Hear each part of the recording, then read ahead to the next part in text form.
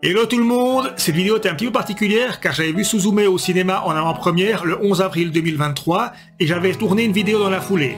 Malheureusement, par manque de temps, je l'ai mise de côté et puis par la suite, je suis passé à autre chose. Alors la voici enfin, j'ai enfin trouvé le temps de la monter. Alors j'espère que vous l'apprécierez. Hello tout le monde, j'espère que vous allez bien et je suis ravi de vous retrouver. Alors Suzume no Tojimari, ou plus simplement Suzume chez nous, était le film que j'attendais le plus de 2023 avec The Fabelmans. Est-ce que le dernier film de Makoto Shinkai est à la hauteur des splendides Your Name et Les Enfants du Temps? Je vous donne mon avis sans spoil juste après le générique.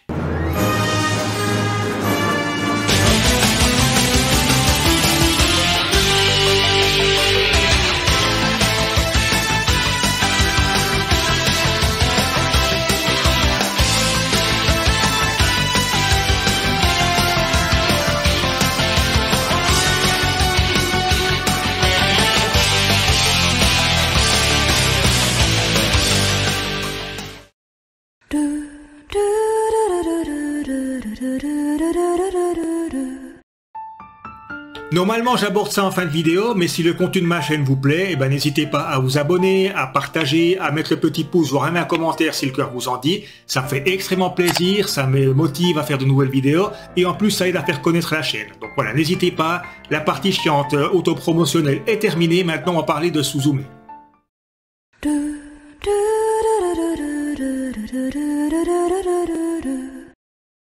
Ah, j'adore les journalistes qui n'y connaissent absolument rien.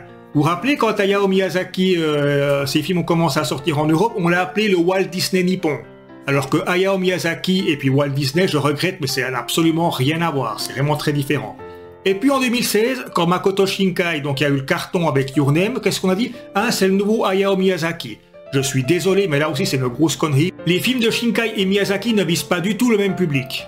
Car si les films de Miyazaki sont plus grand public, avec des personnages plus féeriques, un fort accent écolo, une narration plus proche du conte et le plus souvent une musique orchestrale de l'excellent Joe Hisaishi, les films de Shinkai s'adressent plus à des adolescents ou des adultes qui mettent l'accent sur les sentiments des personnages, le tout dans un monde ultra réaliste avec un événement extraordinaire et une musique bien souvent plus moderne. De plus, les films de Makoto Shinkai sont extrêmement touchants et pour Suzume, ben, ça n'a pas loupé. La majorité du public dans la salle avait les yeux humides sur plusieurs scènes, moi compris.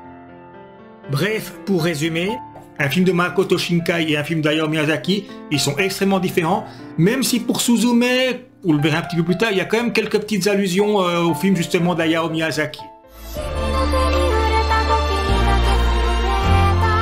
Comment est-ce que je pourrais oublier? Je reviendrai pour te sauver, c'est promis. Il devrait penser un peu plus à lui. J'ai l'impression que tu dois accomplir quelque chose de très important. Je vous les restitue! Je vous les restitue! À plus tard. À plus tard. À plus tard. À plus tard.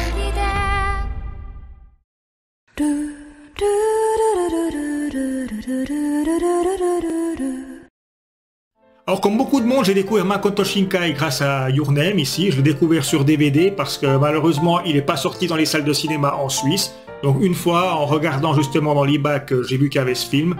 Ben, je me suis dit, ben tiens, j'en ai beaucoup entendu parler, je vais les prendre, je ne savais même pas l'histoire. Et puis quand je l'ai vu, mais quelle claque je me suis ramassé. Non mais, ce film franchement, sans mentir, c'est peut-être même mon film d'animation japonais préféré ever. Ça dépassait des œuvres comme Akira, ben, des œuvres de Miyazaki. Enfin, vraiment une énorme claque que je me suis prise avec Your Name. Cette nuit, où les étoiles sont tombées du ciel, c'était comme... un rêve. Ce spectacle dans le ciel était tout simplement le plus beau rêve que j'ai jamais fait.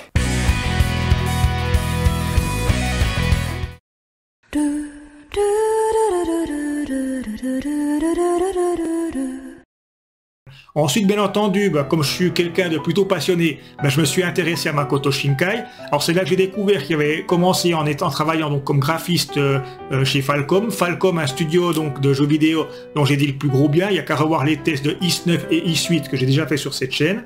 Il réalise en 1999 Elle et son chat, un court-métrage de 2 minutes.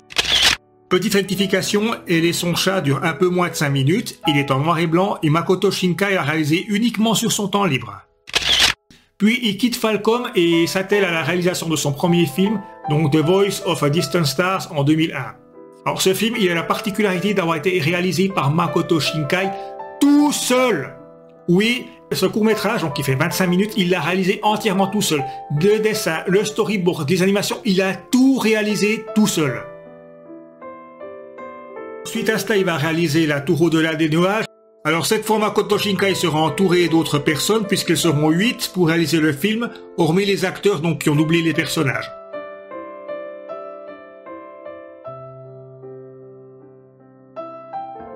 En 2007, il va être révélé avec 5 cm par seconde. 5 cm par seconde marque également un tournant, car c'est à partir de cette œuvre que tous les films de Makoto Shinkai seront magnifiques au niveau réalisation et qualité technique, parmi les plus beaux animés. Il n'y a qu'à regarder cet extrait pour s'en convaincre, et tous ces films suivants seront encore plus beaux. Ensuite, il y aura encore Voyage vers Agartha. Voyage vers Agartha est probablement son œuvre que j'apprécie le moins, même si le film reste de qualité. En s'inspirant des films d'Hayao Miyazaki dans le design des créatures et en abordant des thèmes comme la séparation et le deuil, je le vois un peu comme un prototype de Suzuki qui lui est beaucoup mieux maîtrisé à ce niveau. Il va devenir internationalement reconnu donc en 2016 grâce à Your Name avant de confirmer avec Les Enfants du Temps en 2019. Si Your Name était déjà magnifique, on atteint un nouveau palier avec Les Enfants du Temps qui est juste somptueux visuellement parlant.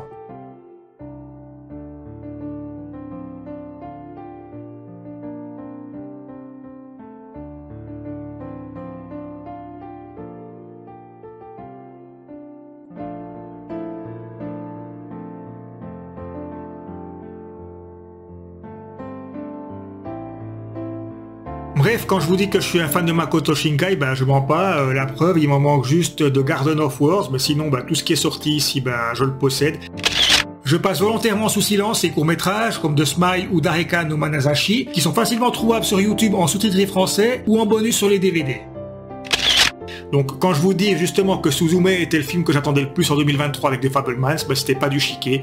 J'adore Makoto Shinkai, c'est hyper beau, hyper bien réalisé, je suis complètement fan.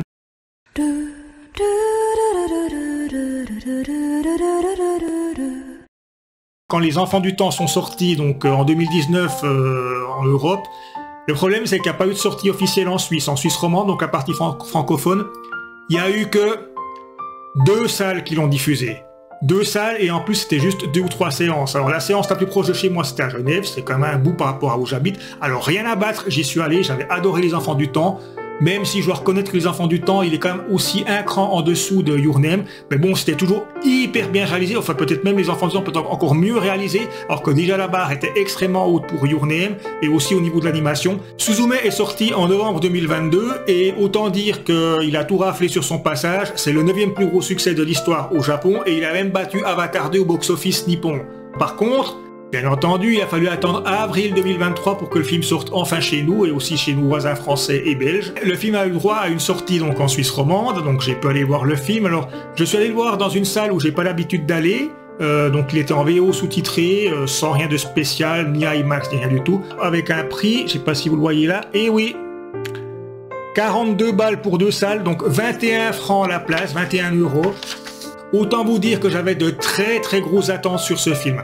Alors avant de vous donner mon avis sur ce film, déjà quelques mots sur le pitch.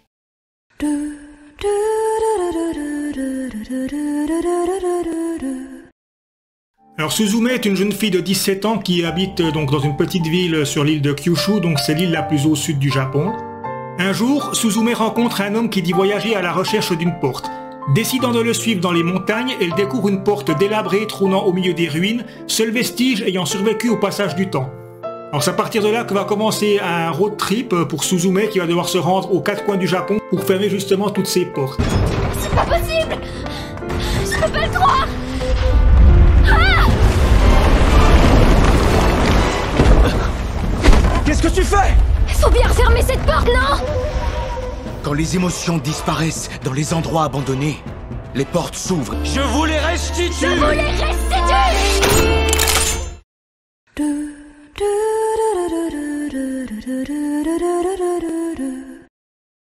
Techniquement parlant, déjà, si on regarde Your Name, il mettait une sacrée claque parce que c'était parmi ce qui se faisait de mieux. C'était extrêmement bien réalisé, il y avait des ciels parmi les plus beaux ciels qu'on avait jamais vu à l'animation, etc. Techniquement, c'était déjà très très fort. Moi, j'avais trouvé parfaitement réalisé, en plus d'avoir une histoire en béton, puis émouvante et tout.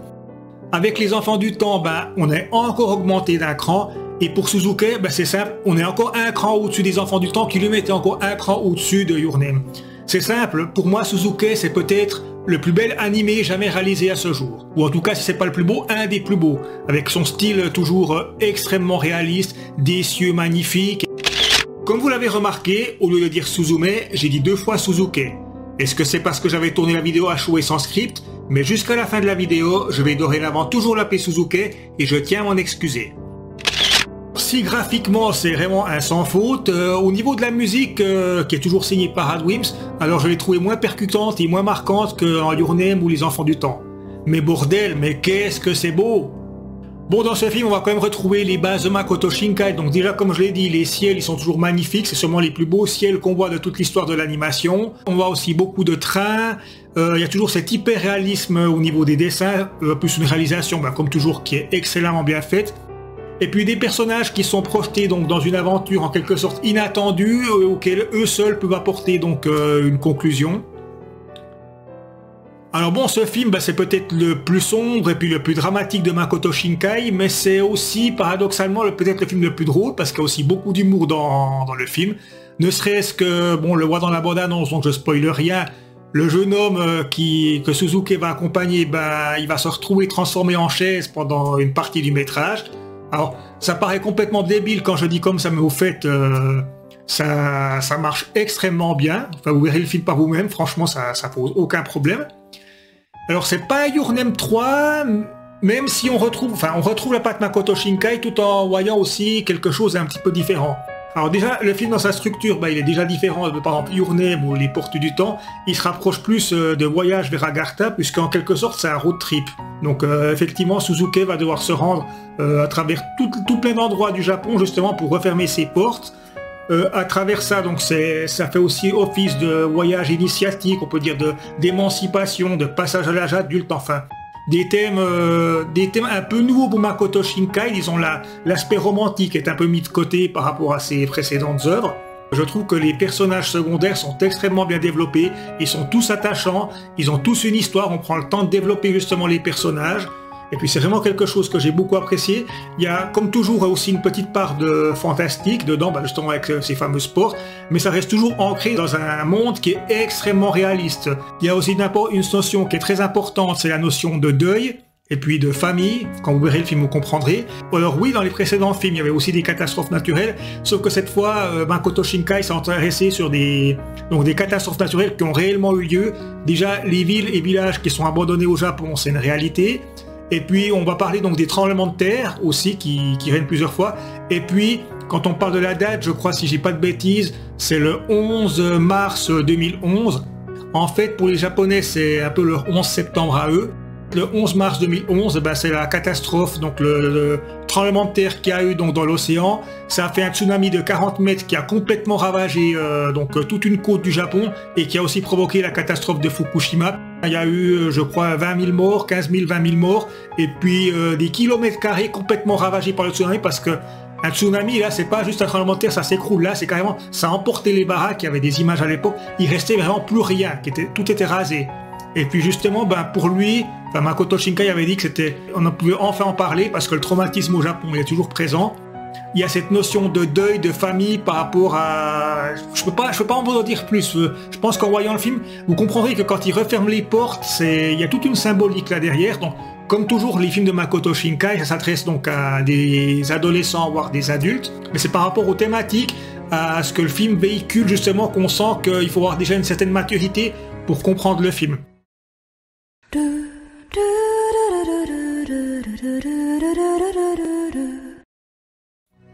Et puis par contre, on me dira, mais les histoires sentimentales, normalement, il y a toujours une romance ou quelque chose comme ça dans les films de Makoto Shinkai. Alors oui et non.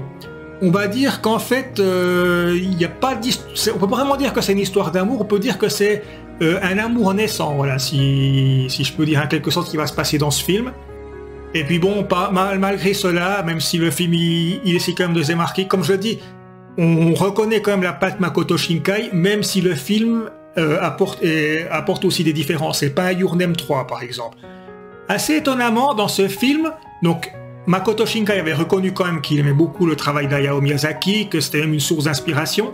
Ben, pour une fois dans ce film, on va justement retrouver des petites touches justement en rapport avec les œuvres d'Hayao Miyazaki. Ne serait-ce qu'avec les monstres, vous verrez notamment un chat qui parle. Alors un chat qui parle, ça c'est typiquement ce qu'on pourrait retrouver dans un film d'Hayao Miyazaki. Alors il y a encore quelques petites références à côté. Alors si vous connaissez Hayao Miyazaki, ben, je vous laisserai le plaisir de les découvrir. Ça reste léger, hein. C'est pas, par exemple, puisque j'ai chroniqué aussi Super Mario Bros. Super Mario Bros, c'est blindé de références. Alors là, c'est nettement plus léger, nettement plus subtil.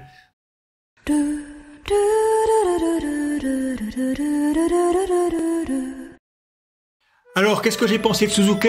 Ben, c'est tout simple, j'ai adoré ce film, quoi. J'ai vraiment adoré, j'ai trouvé excellent. Alors, un nouveau chef-d'œuvre pour Makoto Shinkai. Je sais, peut-être que je manque un petit peu de recul, je suis fan de Makoto Shinkai, mais il faut vous dire que j'avais de très grosses attentes pour ce film, et puis justement, j'ai pas été déçu. Moi, je suis ressorti là avec la banane aux lèvres, quoi, puis je me suis dit, ah oui, alors là, c'est encore une pépite, quoi, encore un superbe film. J'attends maintenant que son film il sorte en Blu-ray aussi pour mater Suzuki plusieurs fois. Comme toujours, le film il s'adresse vraiment à des adultes ou des adolescents, pas parce qu'il y a des scènes de sexe ou ben, que ça pisse le sang. D'ailleurs, si c'est ça qui vous intéresse, il n'y a rien de tout ça dans Suzuki, mais c'est par rapport au thème à aborder.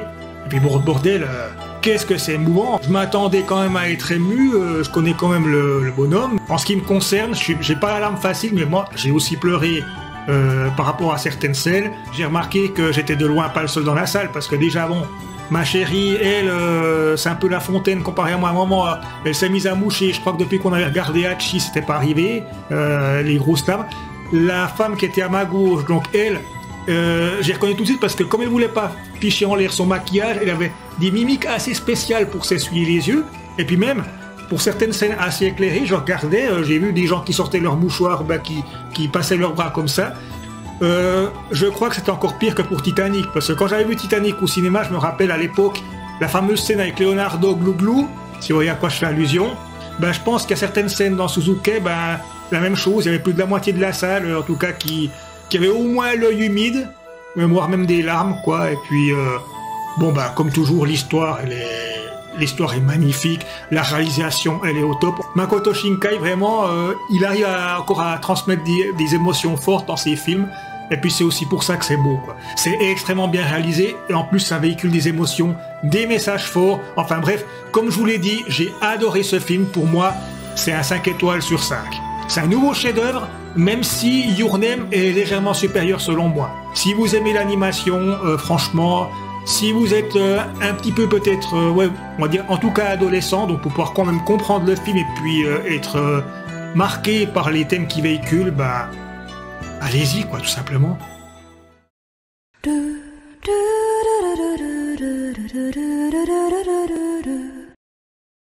Alors voilà, je vais en rester là, donc 5 étoiles sur 5, donc après The Fabelmans, bah, des deux films que j'attendais le plus cette année, bah, ils ont eu 5 étoiles, donc au moins les deux c'est des chefs-d'œuvre, les deux j'ai adoré, les deux j'attends que leur sortie en Blu-ray, oui parce que je préfère avoir un Blu-ray, je suis encore un de la vieille école, moi plutôt que de regarder ça après en streaming ou en les téléchargeant illégalement sur dantoncube.com puis regarder ça sur l'écran de mon smartphone dans le bus, ben moi non, ça désolé, ça me fait chier, moi je préfère regarder ça avec mon home cinéma sur une grande télé, et puis en plus en Blu-ray. Et puis ça, en Blu-ray ou en Blu-ray 4K, la qualité d'image sera toujours meilleure qu'en streaming. Alors voilà, vous faites comme vous voulez, hein, mais en tout cas moi, c'est clair que les Blu-ray, quand ils sortiront pour The Fabelmans et puis Suzuki, eh ben, Day One, je les ai, et puis je me réjouis déjà de les revoir, car j'ai vraiment adoré. Alors par contre, si vous avez vu Suzuki, ben, j'aimerais bien connaître votre avis, donc n'hésitez pas à me laisser un commentaire ici en bas. Je serais très curieux de connaître votre avis, savoir si vous partagez mon enthousiasme ou pas. Et puis moi, sur ce, comme d'habitude, portez-vous bien, ne cessez pas de rêver, et à bientôt pour une prochaine vidéo. Ciao!